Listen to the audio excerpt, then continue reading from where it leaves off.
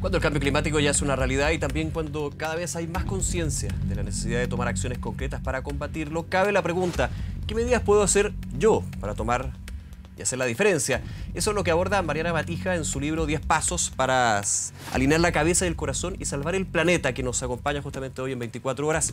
Mariana, gracias por acompañarnos, bienvenida. Hola, muchas gracias por la invitación. Con este libro, Mariana, lo voy a mostrar acá, ¿sí?, que es una guía básica. Tú la postulas como una guía básica, pero por sobre todo ya cuando se ha tomado la conciencia de que hay una acción climática por hacer, con cosas tan simples se pueden hacer grandes pasos, ¿no? Sí, así es. ¿Cómo va un poco la idea de hacer este libro? Pues digamos que en el libro yo lo que hice fue volcar mi experiencia de estos años, pues particularmente de los últimos 10 años que han sido en los que mi proceso de cuestionar mi huella ambiental ha tomado más forma, sobre todo a través de compartirlo con otras personas. O sea, yo como que decidí ponerme como sujeto de experimento para ver cómo en la vida cotidiana de un ciudadano de a pie, de una persona común y corriente, podemos asumir cambios que pueden parecer insignificantes, pero que realmente tienen impacto en el tipo de huella que estamos dejando en el planeta. ¿Y cómo comenzaste tú, perdón, de menos a más con la idea del reciclaje, pero yendo a temas que, por supuesto, son más intensos en términos de reducir la huella? Pues esto empezó realmente desde muy temprano en mi infancia por un tema de la educación que recibí en mi familia. Cuando tenía como 8 años, 7, 8 años más o menos, empecé un club ecológico. Luego esto pues tuvo diferentes momentos, digamos, a lo largo de mi vida, pero hace más o menos 10 años empecé ya el proceso más consciente de decir, bueno, yo quiero aprender a no depender tanto de los productos que se consiguen en los supermercados, por ejemplo, y aprenderlos a hacer en casa para usar menos, para tener más control sobre los ingredientes, y ese tipo de cosas empezaron a generar un efecto de dominó, que es lo que suele pasar con quienes nos estamos haciendo preguntas en torno a cualquier tema, ¿cierto? Esto aplica para medio ambiente y para todo. Yo creo que todos nos comprometemos con algo y siempre eso nos va llevando a otra cosa y a otra cosa.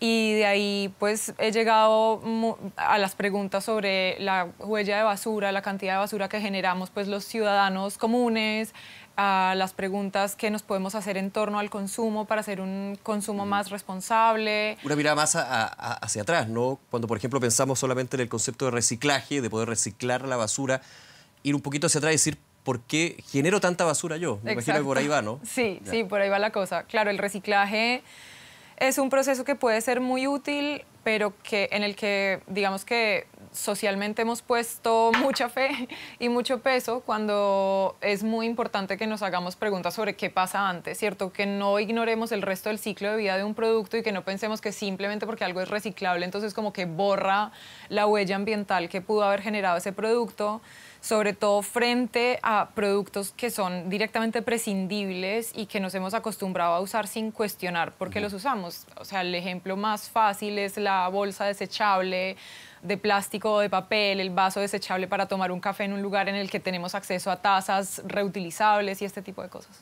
Es bien interesante en ese contexto lo que está aquí en la tapa del libro. Dice, guía básica para las personas que quieren reducir su impacto ambiental, entre paréntesis, y sospechan que para eso se necesita más que una guía básica.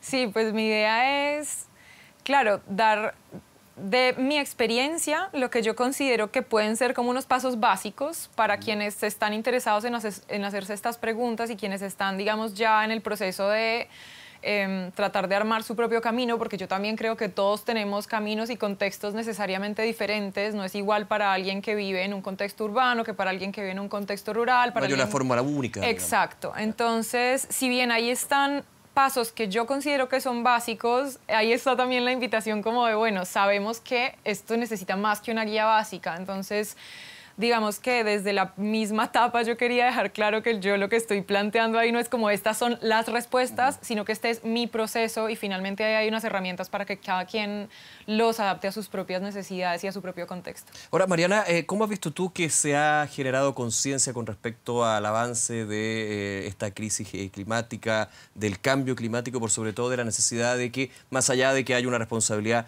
de los gobiernos, de los estados, de los poderes de distintas formas, el primer paso lo hace uno? Tú tienes una activa participación en redes sociales, mucha gente que te pregunta también. ¿Cómo has visto tú ese nivel de conciencia que se va adquiriendo? Yo he visto un cambio muy importante pues en estos últimos años desde que yo empecé a compartir esta información de manera más pública y sobre todo en los meses más recientes y bueno, muy impulsado también por todo lo que están generando movimientos como Fridays for Future, pues iniciado por Greta Thunberg o por lo que están generando las personas que están detrás de todo este movimiento de Extinction Rebellion. Claramente el tema ya está empezando a aparecer con mucha más fuerza en los medios, pues hace 10 años cuando yo empecé a escribir sobre esto, claro, uno de vez en cuando, y si uno se metía como a medios especializados, pues encontraban noticias sobre este tema, sí. Pero no era tan común que saliera, pues como en los medios más masivos, la conversación en torno a la emergencia climática, a la extinción masiva de especies, sobre todo a la pregunta de cómo distribuir esa responsabilidad, que yo creo que es una pregunta súper importante y pues que difícilmente tiene una única respuesta, entre la responsabilidad del sector gubernamental, del sector industrial y del ciudadano común. Porque pasa mucho que el ciudadano común trata de enviar esa culpa a los dos primeros. Sí. Que tiene una responsabilidad, pero finalmente uno como si fuera más bien una causa-efecto de lo que se ha hecho desde otro estamento. Sí, yo creo que... Yo siento como que nos estamos quedando un poco atrapados en una situación como de tirarnos la pelota. Yo no sé si en Chile se usa esa expresión. Perfecto. Y luego, si hablamos con un grupo de ciudadanos comunes, muy frecuentemente dicen como no, pero es que el gobierno, pero es que la industria, ¿para qué voy a hacer algo si igual en estos sectores no están haciendo nada y no, claro, lo que yo hago no hace una diferencia? Luego, si vamos al sector industrial, dicen, pero es que el consumidor, o sea, el ciudadano de a pie, no está dispuesto a pagar más por unos productos producidos más responsablemente o no van a entender por qué la oferta de este producto cambió. Y además el gobierno no nos da garantías o no sé qué, entonces son los otros dos. Y luego en el gobierno igual, es como, bueno, pero es que el elector no va a entender estas políticas, entonces no vamos a recibir apoyo. Y además el sector industrial está generando presión económica y no sé qué. Y finalmente lo que pasa es lo que está pasando y es que nos quedamos en un estado como de parálisis generalizada en donde nadie está haciendo lo que puede hacer. Buscando responsables, pero no tomando la causa. Exacto, porque está esperando a que sean los otros los que hagan algo. Obviamente, pues es una sobresimplificación porque más sectores podríamos sumar a esa descripción que acabo de hacer, pero creo que es finalmente lo que pasa. Y claro, hay una responsabilidad gubernamental, una responsabilidad industrial, pero como ciudadanos yo creo que es necesario que reconozcamos que también hay una parte que nos corresponde y que generar presión para que esos cambios en esos sectores se generen es esencial. Sin saltarnos la parte en la que nos hacemos preguntas sobre nuestros propios hábitos. Mariana, por último, tú nos decías que desde muy pequeña empezaste a tomar esta conciencia, a ir generando lo que termina siendo este libro, 10 pasos para alinear la cabeza y el corazón y salvar el planeta. ¿Qué pasa cuando uno piensa en las generaciones futuras, que tienen muchísimo más acceso a la información, está Internet, ya tienen claro de que hay un cambio climático presente que está generando efectos? Es muy importante la educación, pero por sobre todo los modelos que van generando los adultos, ¿no? Sí, totalmente. Yo creo que, bueno, me ha pasado con frecuencia que, no sé, en charlas o en conversatorios en los que estoy participando, aparece alguien que dice como, bueno, sí, súper importante el tema con los adultos, pero hay que educar a los niños.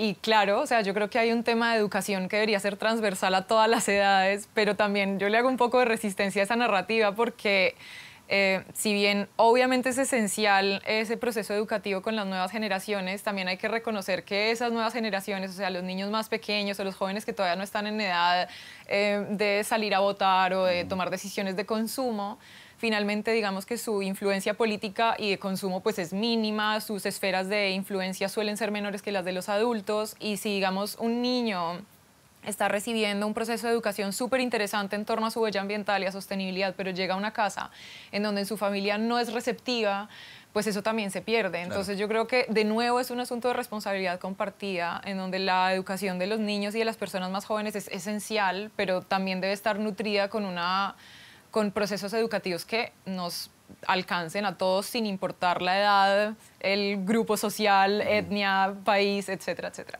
Bien, Mariana, muchas gracias por acompañarnos esta tarde. Muchas gracias por la invitación. Muy bien, hasta luego.